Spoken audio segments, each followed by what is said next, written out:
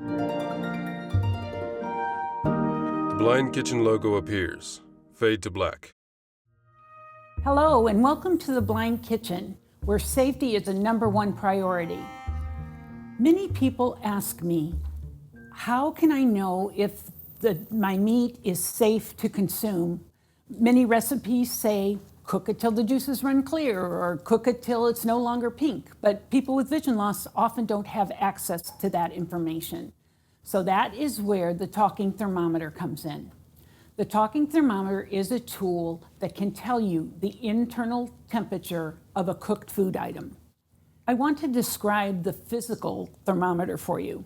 It's got a large plastic handle. It's about 6.5 inches long, about 1 inch wide, and about 1/2 inch thick. Extending from the handle is about a 5-inch stainless steel probe that comes out of the handle, and now it's facing away from me as I'm holding the thermometer. There are basically 2 features on the front of the handle that I want to describe to you.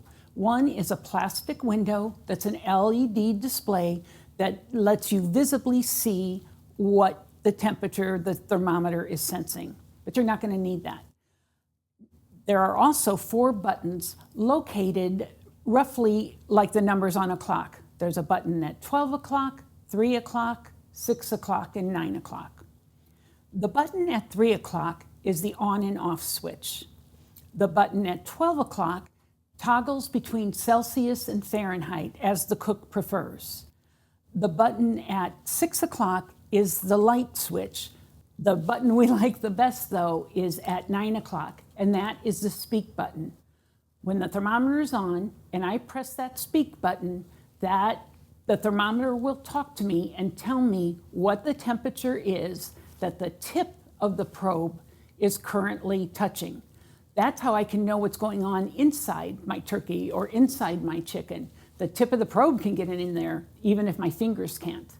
I'm standing at my counter with a beautiful platter in front of me that has lemon wedges and fresh rosemary for garnish. It's getting ready to receive the French chicken legs that I have cooking in the oven, and I suspect they're done. So this is a good time for me to use the talking thermometer so I can make sure that they are done so I'm not making my friends and family sick. Now I'm reaching into my drawer and pulling out my heat gloves because I'm going to put those on, and then I'm going to step over to the oven. Now the first thing I'm going to do when I stand in front of the oven is to make sure I am centered in front of the door. I'm never going to open this door if I do not know where I'm at in space.